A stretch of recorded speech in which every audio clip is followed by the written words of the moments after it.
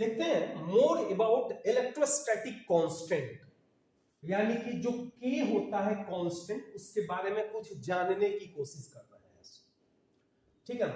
अब के क्या है, तो कूलम्ब्स लॉ में पढ़े थे कि दो चार्ज पार्टिकल के बीच का जो फोर्स होता है वह के Q1 Q2 और बाई आर स्क्वायर के बराबर होता है। इसमें जो के है इसी को कहा जाता है इलेक्ट्रोस्टैटिक कांस्टेंट, स्थिर वैद्युतांक कहा जाता है इलेक्ट्रोस्टैटिक कांस्टेंट। और के का वैल्यू होता है 9 × 10⁹ न्यूटन मीटर स्क्वायर पर कूलम स्क्वायर। अब सबसे पहले ये देखने चल रहे हैं कि इसका यूनिट जो है वो न्यूटन मीटर स्क्वायर पर कूलम स्क्वायर कैसे आ गया। तो सबसे पहला कुछ पॉइंट जानने थे ना, तो पहला पॉइंट जान रहे हैं SI यूनिट ऑफ के। यहां से उठाइए ये फॉर्मूला, तो फॉर्मूला क्या है, Fe is equal to K Q1 Q2 और बाई आर स्क्वायर, क्रॉस गुना कीजिए Fe में आर स्क्वायर से, तो Fe into R square is equal to K Q1 और कितना हो जाएगा Q2 हो जाएगा। अगर यहां से हम k निकाले तो लिख सकते हैं Fe इंटू आर स्क्वायर और बाई Q1 इंटू Q2, के का आगे। अब इसका अगर यूनिट देखें आप तो देखिए क्या क्या यूनिट हो सकता है। के का यूनिट या क्या Fe है यानी कि फोर्स है, तो फोर्स का यूनिट होता है न्यूटन। आर क्या है, दो चार्ज पार्टिकल था ना, इस दोनों के बीच की दूरी होती है आर, यानी कि डिस्टेंस है, तो आर का स्क्वायर यानी कि मीटर का स्क्वायर, और बाई Q1 यानी कि कूलम्ब, और दूसरा Q2 यानी कि चार्ज, वो भी कूलम्ब हो गया। इसको लिख सकते हैं न्यूटन मीटर स्क्वायर और बाई कूलम्ब स्क्वायर। इसको ऐसे लिख सकते हैं न्यूटन मीटर स्क्वायर पर कूलम्ब स्क्वायर या न्यूटन मीटर स्क्वायर पर कूलम्ब स्क्वायर। पहला यूनिट, इसको थोड़ा सा और एक्सटेंड आप कर सकते हैं, कितना था, न्यूटन मीटर स्क्वायर और बाई कूलम्ब स्क्वायर।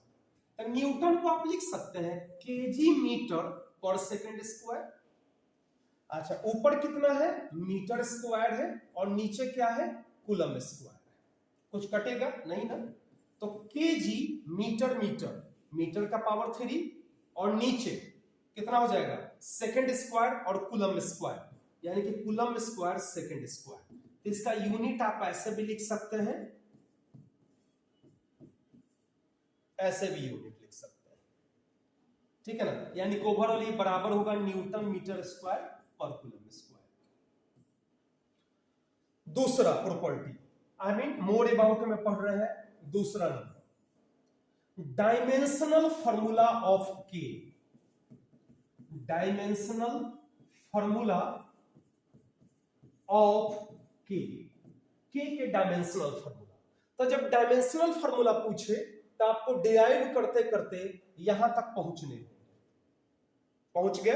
अब लिखते हैं, देखिए क्या था हमारे पास, के जी ऊपर क्या है, meter cube by coulomb square और सेकंड स्क्वायर। अच्छा, थोड़ा रफ में चलते हैं। आई बराबर क्या होता है, क्यू बाई टी होता है ना।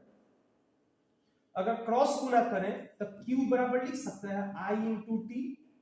क्यू का यूनिट कूलम्ब, आई का एम्पियर और टाइम का सेकंड, तो कूलम्ब के बदले में आप एम्पियर सेकंड लिख सकते हैं। लिखिए, कूलम्ब के बदले में एम्पियर सेकंड, स्क्वायर है तो स्क्वायर कर दिए और सेकंड का स्क्वायर, तो के जी मीटर का पावर 3 और बाई एम्पियर स्क्वायर, फिर सेकंड स्क्वायर और सेकंड स्क्वायर, यानी कि हमारे पास आ गया के जी मीटर क्यूब और बाई एम्पियर स्क्वायर सेकंड का पावर 4। ये भी यूनिट हो गया, ठीक है ना। आप ये दोनों में से कोई लिखो या ये लिखो, एक ही चीज है।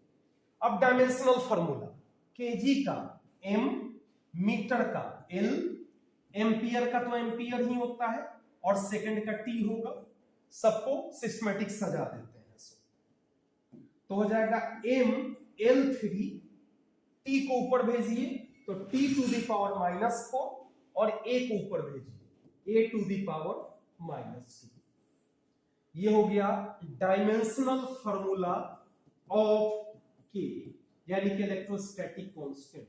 बोर्ड वगैरह में काफी क्वेश्चन पूछे जाते हैं, कहीं के ऐसे भी कर देता है होगा कि जो ML3 है ना और T टू दी पावर -4 है, A को I भी लिखा हुआ रहता है। जनरली कंपटीशन में यूज होता है ये वाला भी यूज किया जा सकता है।